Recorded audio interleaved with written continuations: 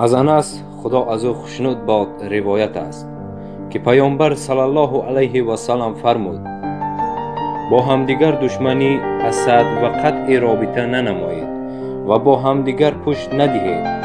ای بندگان الله، با هم برابر باشید و برای هیچ مسلمان روا نیست که بیش از 3 روز برادرش را ترک کند، با او قهری کند یا قطع رابطه و علاقه نماید.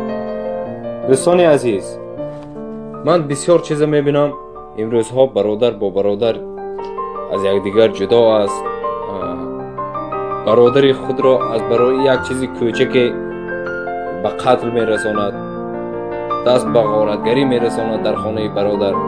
آیا این در دین مبین اسلام ما روا است؟ دوستان عزیز، همیشه برادرانتان را حرمت کنید، زیرا این دنیا دنیای دو روزه است. امروز هستید، آگاه نید.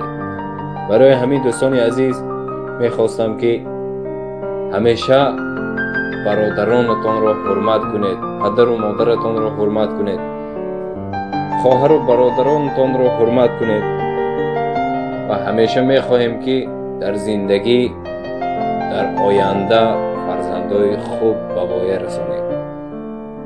واقعی الله نگهبانتان باشد. سلامت باشید. بنده